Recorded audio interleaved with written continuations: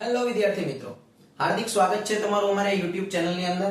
તો આજે આપણે જોવાના છીએ વિભાજ્યતાની ચાવીઓ। તેમાં પહેલી જ ચાવી છે એ છે 12 ની વિભાજ્યતાની ચાવી, એટલે કે આપણે 12 નો ક્યાં ઉપયોગ કરી શકીએ। જો કોઈ આપેલી સંખ્યાને 3 અને 4 વડે નિશેષ ભાગી શકાય, કેના વડે? 3 અને 4 વડે જો નિશેષ ભાગી શકાતી હોય તો એ સંખ્યાને આપણે આરામથી કેટલા વડે? 12 વડે નિશેષ ભાગી શકીએ છીએ। ફરીથી એક વખત જોઈએ આપણે, એટલે ભૂલાય નહીં।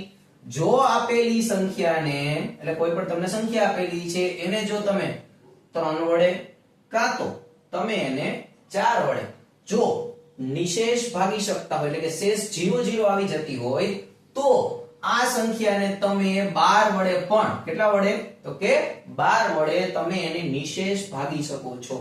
બરાબર છે? ઉદાહરણ છે 696। બરાબર? હવે 696 માં 96 છે જે, બરાબર, અહીંયા કઈ ચાવી લાગુ પડશે? 4 ની ચાવી લાગુ પડશે। બરાબર? કારણ કે આપણે કીધું ને કે 4 વડે ને 3 વડે, તો પહેલા આપણે આની ઉપર 4 ની ચાવી લાગુ પાડીએ। બરાબર? તો 4 વડે 96 છે ને 4 વડે નિશેષ ભાગી શકાય છે, આપણને ખ્યાલ છે। બરાબર? અને 3 વડે પણ આને ભાગી શકાય છે। કઈ રીતે? તો કે 3 ની ચાવી લાગુ પાડો। 3 ની ચાવી શું હોય છે? બધાયનો સરવાળો કરી નાખવાનો, એટલે 6 + 9 + 6, બરાબર? 6 + 9 એટલે 15, 15 ને 6 21, તો 21 છે ને 3 વડે નિશેષ ભાગી શકાય। કઈ રીતે?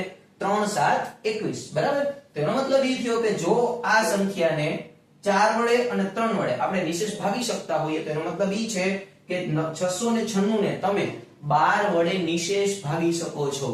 બરાબર છે? આટલું સમજાય છે? ઓકે, એના પછી આગળ બીજી ચાવી, ઈ છે 7 અને 13 ની વિભાજ્યતાની ચાવી। આમાં બે ચાવીઓ કામ કરે છે એક સાથે। જો એમાં શું કીધું? આ થોડું કોમ્પ્લિકેટેડ છે પણ સહેલું છે। બરાબર? જો 3 થી વધુ અંક ધરાવતી, કેટલા અંક? 3 થી વધુ, બરાબર? 3 થી વધુ કોઈ અંક ધરાવતી સંખ્યાના છેલ્લા 3, કયા? છેલ્લા 3 અંકથી બનતી સંખ્યા, છેલ્લા 3 અંકથી બનતી સંખ્યા અને બાકીના અંકોથી બનતી સંખ્યાના તફાવત, શું? તફાવત થી બનતી સંખ્યાને જો તમે 7 વડે નિશેષ ભાગી શકતા હોય, તો એનો મતલબ ઈ છે કે ઈ સંખ્યાને તમે 13 વડે અને 7 વડે વિભાજ્યતાથી એને તમે ભાગી શકો છો। બરાબર?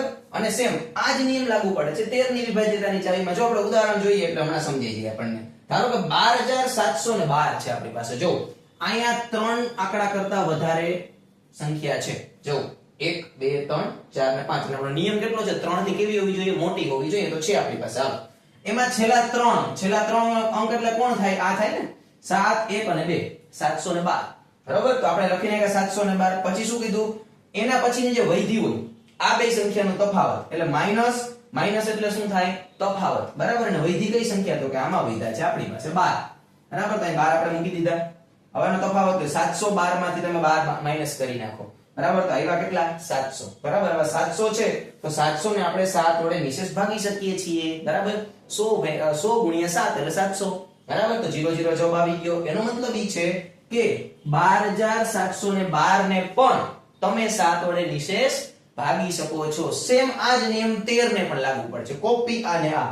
બરાબર? ખાલી કરવાનું શું થાય? તો કે જો 3 થી વધુ અંક ધરાવતી કોઈ પણ સંખ્યાના છેલ્લા 3 અંકથી બનતી સંખ્યા અને બાકીના અંકોથી બનતી સંખ્યા ના તફાવતથી બનતી સંખ્યા 13 વડે, કેટલા વડે? 13 વડે નિશેષ ભાગી શકાય, તો તે સંખ્યાને 13 વડે પણ નિશેષ ભાગી શકાય છે। બેયને સેમ નિયમ લાગુ પડે છે। રીત આની આ જ કરવાની છે। બરાબર છે?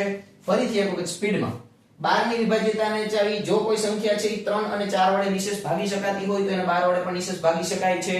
બરાબર? એના પછી 7 માં તો કે જો પાછળના જે 3 આંકડા છે એનું શું કરવાનું? તો કે એમાંથી આગળના બે વૈધા હોય સંખ્યાનો તફાવત લેવાનો। જે સંખ્યા આવે છે એને જો તમે 7 વડે ભાગી શકતા હોય નિશેષ, તો એનો મતલબ ઈ છે કે જે 5 આંકડાની સંખ્યા છે તો 6 આંકડાની છે, 17 આંકડાની છે, પણ 100 આંકડાની ભલે સંખ્યા હોય, બરાબર, એને પણ તમે શું કરી શકો છો? 7 થી નિશેષ ભાગી શકો છો। સેમ એની જેમ 13 નો નિયમ, બરાબર? 13 ની વિભાજ્યતાની ચાવી, તો એમાં પણ એના જેવું જ છે।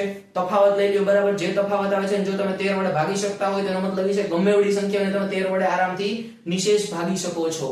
બરાબર છે?